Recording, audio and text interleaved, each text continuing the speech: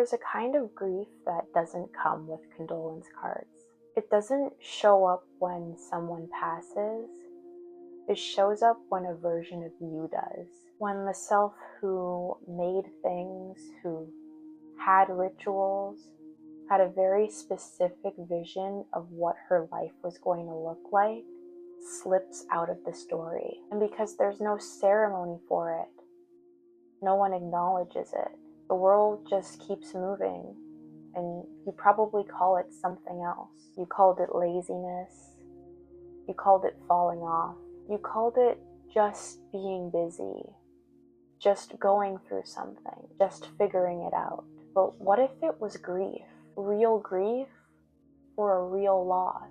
That's what I want to talk about today.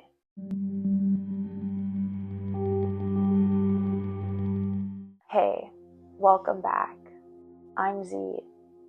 This channel sits at the intersection of identity, nervous system healing, and the slow, embodied work of becoming who you already are. If you're new here, I'm really glad that you found this one specifically, because this is a conversation that I've been sitting with for a while, and it really doesn't get talked about enough. Today, we're talking about creative grief.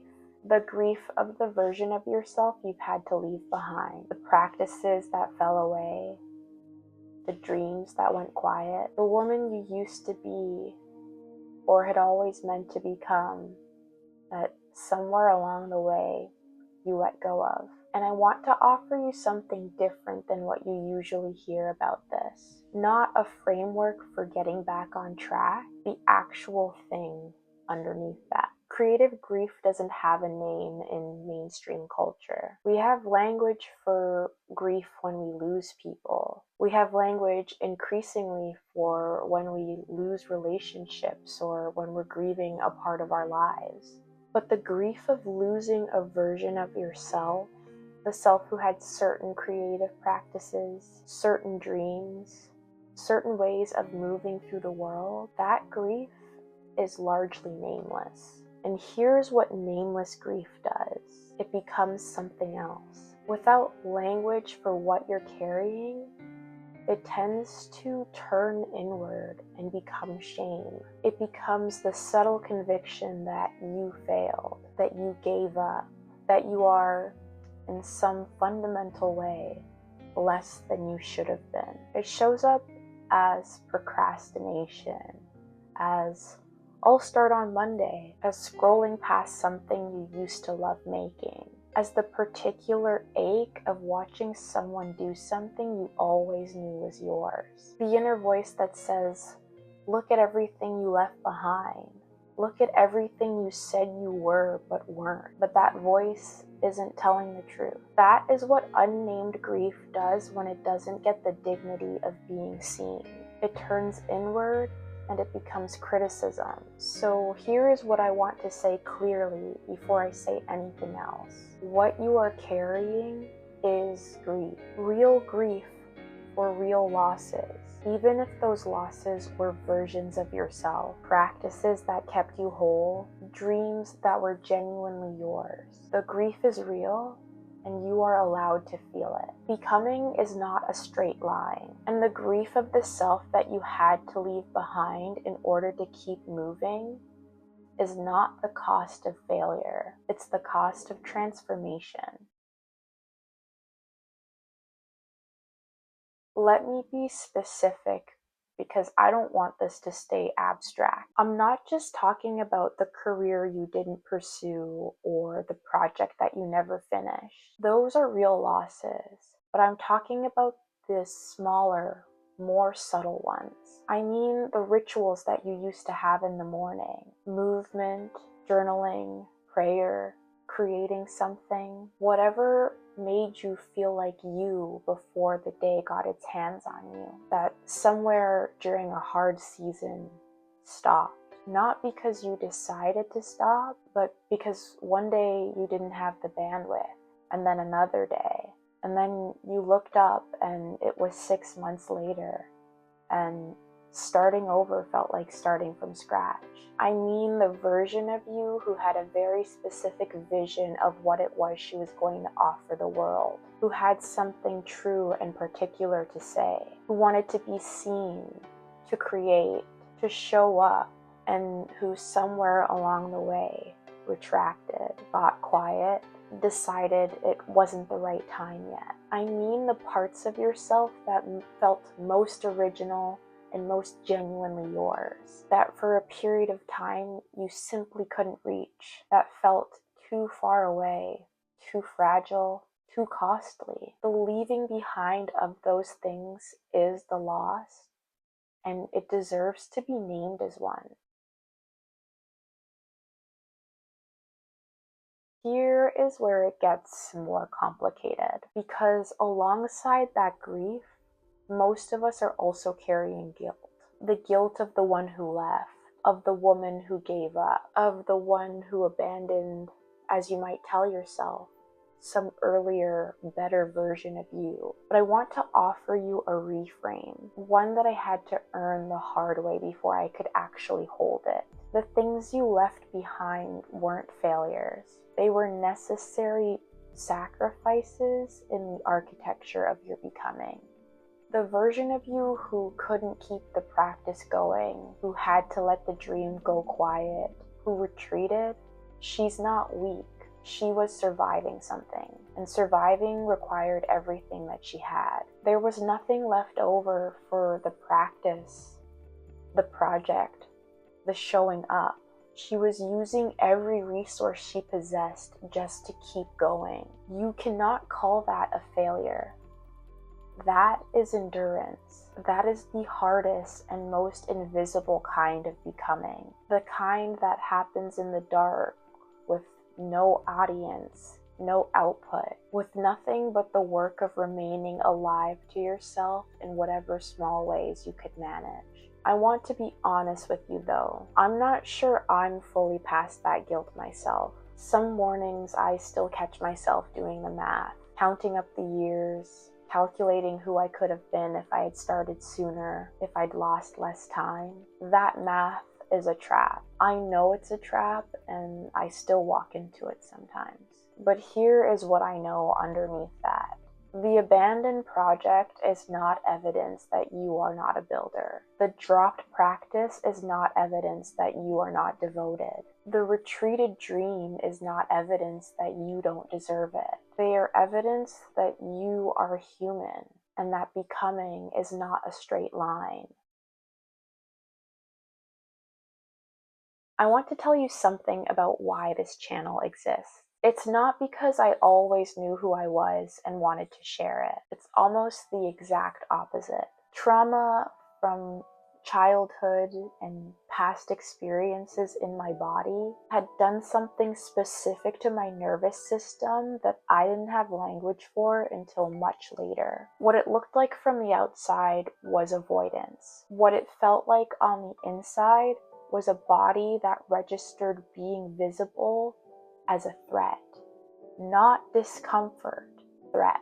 The kind where even picturing the scenario would make my chest tighten and my thoughts scramble. My nervous system had learned a long time ago that being perceived was dangerous, and it was very good at its job. That kept me from doing the thing that underneath it all I had always known I was meant to do. Show up and share what I know. Depression followed. And depression is interesting in this particular way. It's very efficient at taking away the things that would help most. Movement, creative work, prayer, meditation, connection to something larger than the day's logistics. These were things that when I had them made me feel most like myself. Depression made them feel impossible. One by one, they fell away, and without them, I felt less and less like the woman I knew I was underneath all of it. I had years by where any external measure, I looked like I had abandoned everything I said I cared about. Nothing to show, no output, no proof of becoming. What I was actually doing was something that you can't photograph. I was slowly painstakingly learning the difference between what was actually me and what had been put upon me, what I genuinely believed versus what fear and survival and other people's expectations had taught me to carry, who I was when I wasn't performing, not surviving, not contracting, just genuinely being myself. That process was not linear, and it didn't look like progress, and it was the most important work that I have ever done. The version of me who made this channel, who is having this conversation with you right now, she couldn't have existed without that season, without the grief, without the loss, without the long output-free stretch of becoming. The art of becoming is not despite what I went through. It is because of it. Every piece of it. And I think the same is true for you. There is a concept that I keep returning to: creative alchemy. The alchemical tradition was ostensibly about turning base metals into gold, but the deeper reading, the one that Jungian psychologists have spent decades unpacking, is that it was never really about the metal. The prima materia, the raw, unformed material at the beginning of the process, is you. And the gold is not a substance. It's who you become after you've been broken down and reconstituted. What I find compelling about this in the context of grief is that the body already knows this process. Your nervous system doesn't file experiences as failures. It files them as data. Every contraction, every season of survival, every time you had to make yourself smaller to get through something, your body holds all of it, not as damage, as information. And the slow work of coming back to yourself after a long period of being in survival mode, the practices, the stillness, the creative work, that's the retrieval. That is you going back and reclaiming what was laid down in the dark. Nothing was wasted. This is not a motivational statement. This is simply how it works. The version of yourself that you left behind, the practices, the dreams, the old ways of being, they are not lost. They are metabolized. They are in you. The current version of you is more, not less, for having experienced them. That is the alchemy. Every piece of it was material.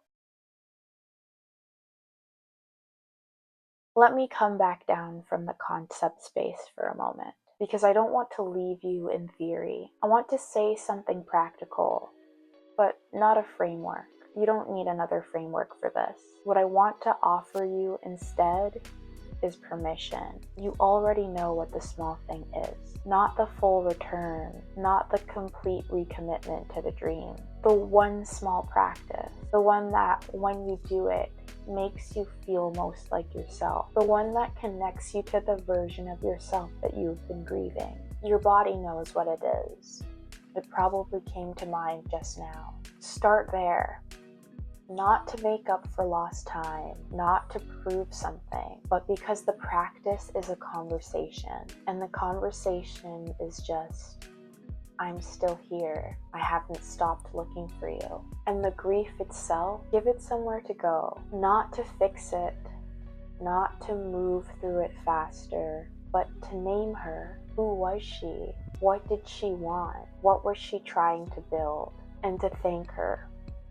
Genuinely, because she carried you here. Every dropped practice, every forgotten ritual, every season with no output to show for it, that was her doing what she had to do with what she had available to her. She got you here. She's allowed to be a chapter, not an accusation. There is a kind of grief that doesn't come with condolence cards. It comes from a version of you. And I think the reason it's so heavy is precisely because you cared. You cared about those dreams. You cared about those practices. You cared about who you were trying to become. The grief is not evidence that you failed. It's evidence of how much it mattered. You are not behind. You are not broken. You are not the abandoned project or the dropped ritual or the version of yourself that went quiet. You are the one who went through that season and came out of it knowing something that you can't know from the outside. The kind of knowing that only comes from having truly lived, truly lost, and continuing anyway. That knowledge is the rarest thing a person can possess. And not coincidentally, it's exactly what somebody else needs to hear from you. If this landed somewhere for you, I wrote a longer, more personal version of this for this week's Substack article. Less polished, more honest. It's the version for people who read. The link is in the description. And if you want to go deeper on what we touched on today, specifically how trauma shapes creative capacity and how the body stores grief we never give language to, that's exactly what next week's video is going to be about. So hit the subscribe button and stick around. I would love to have you join this growing community. That is the art of becoming, and I'll see you in the next one.